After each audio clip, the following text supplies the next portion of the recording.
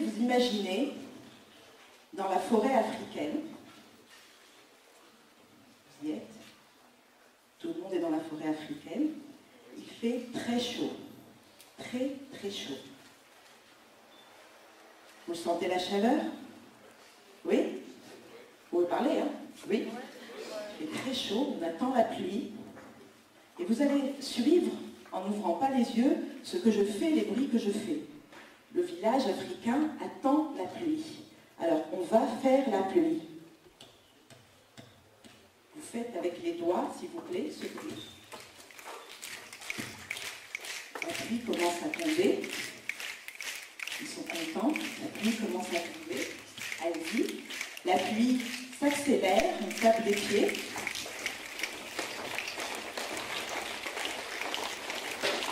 La pluie s'accroît. On claque des mains, s'il vous plaît.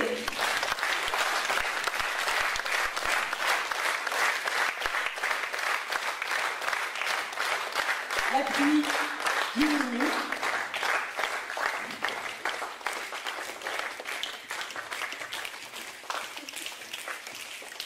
Merci. Vous pouvez ouvrir vos yeux. Vous avez fait un petit voyage dans quelque chose. Asseyez-vous. Merci. Pourquoi est-ce que je vous ai emmené en Afrique? Pourquoi cette évocation? Parce que cette évocation, en fait, est quelque chose que l'un de mes collègues, il y a quelques années, m'a montré. C'est quelque chose qu'il faisait en Afrique, avant, pour simuler et attendre la pluie. Et ça, c'est un exercice que nous faisons maintenant au sein du système des Nations Unies pour rappeler que les choses immatérielles ont une importance. Ceci fait partie du patrimoine immatériel. Aujourd'hui, j'ai choisi de vous parler du patrimoine immatériel. Ceci est une action africaine, mais je vais vous raconter un souvenir que j'ai aussi eu avec quelque chose que l'on m'a demandé il y a quelques années d'amener pour représenter le patrimoine tunisien, pour un voyage à Bangkok au sein du système des Nations Unies. Et j'ai commencé à réfléchir. Je me suis dit, qu'est-ce que je vais amener qui représenterait la Tunisie, qui ne serait pas lourd, bien sûr, parce que c'est un long voyage de travail, malgré tout.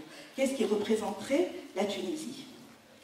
J'ai réfléchi longuement à plusieurs choses, et puis finalement amené une cage de Sidi Bou Saïd. La cage, bien sûr, auprès de certaines personnes, a eu beaucoup de succès, et auprès de certaines autres, on m'a dit, ben ça c'est une cage asiatique, ce n'est pas une cage tunisienne. J'ai dit, non, je suis désolée, c'est une cage tunisienne. On m'a dit, non, non, c'est une cage asiatique. Et d'ailleurs, aux preuves, on m'a montré des chiffres, on m'a dit, à Taïwan, on fait cette cage exactement la même, sauf qu'elle est plus blanche et bleue, elle est devenue beige et en acier. Et on m'a dit, cette cage-là, eh ben, elle est asiatique, elle est maintenant produite à 4000 exemplaires, 5000 exemplaires, et vendue dans les plus belles maisons du monde. Et cela m'a vraiment, d'abord, chagriné, bien sûr, et choqué.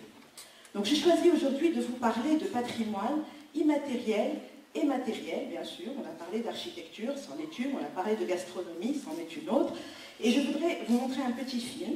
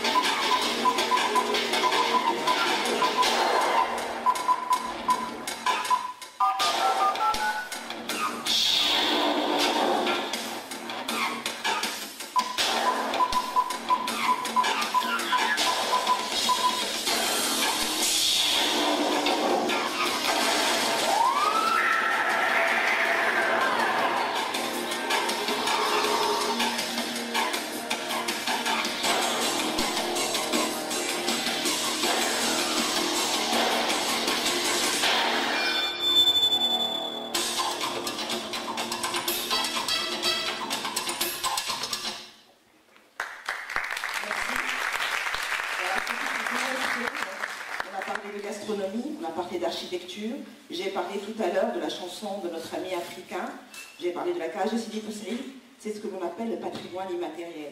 Et c'est en étant invité par les organisateurs de cette session, que je salue et je remercie au passage pour l'immense travail fait, j'ai pensé qu'est-ce que l'on va pouvoir justement de ce passé que nous avons, de ces choses qui sont du patrimoine immatériel, qu'est-ce que l'on va pouvoir transmettre aux générations futures. Et je pense que, comme l'ont dit mes prédécesseurs, les personnes qui sont dans cette salle sont jeunes, donc nous comptons vraiment sur vous aussi pour faire ce travail.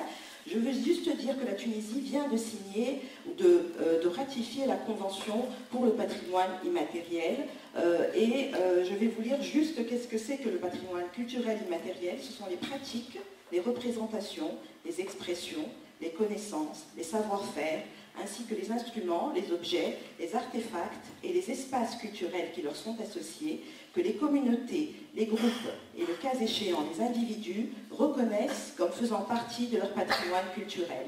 Ce patrimoine culturel immatériel, transmis de génération en génération, est recréé en permanence par les communautés et groupes en fonction de leur milieu, de leur interaction avec la nature et de leur histoire, et leur procure un sentiment d'identité et de continuité, contribuant ainsi à promouvoir le respect de la diversité culturelle et la créativité humaine. Donc, je voudrais vous inviter réellement à réfléchir à tout ce qui est immatériel. Savez-vous que le flamenco est immatériel? Savez-vous que la gastronomie est immatérielle? Que la brique tunisienne va bientôt peut-être devenir une brique taïwanaise? Monsieur Zouhaïr, malheureusement. Donc, réellement, je voudrais aussi vous informer d'une chose que les personnes de la société civile, les associations, je vois ici un responsable de la sauvegarde de l'île de Jerba, de dire qu'il y a un réseau qui s'appelle les villes créatives. Les villes créatives, c'est un réseau que l'UNESCO met en place pour les villes qui ont des thématiques autour du patrimoine immatériel, c'est-à-dire la gastronomie, le cinéma, les industries culinaires, les industries d'art graphique, d'art numérique. Il y a aussi tout ce qui a, j'ai dit l'artisanat il me semble.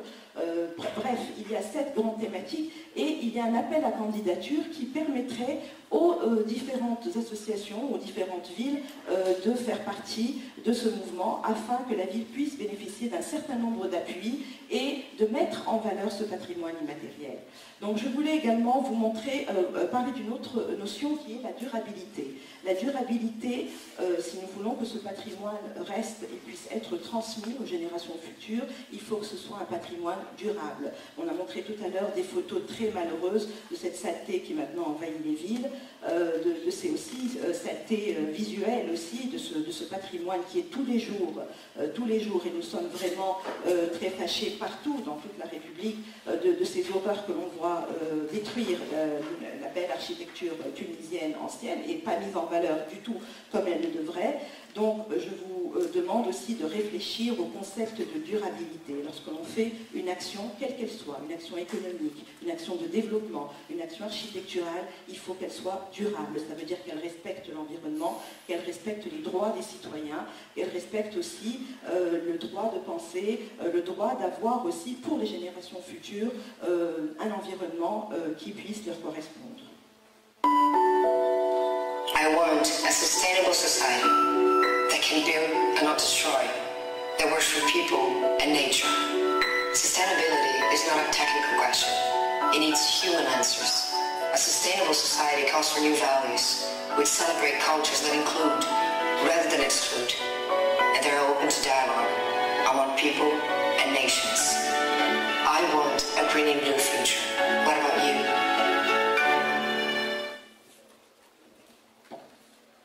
Voilà, je vais terminer par vous dire que moi je veux un patrimoine durable.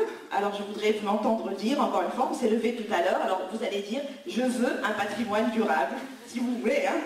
Allez-y. Je vous remercie.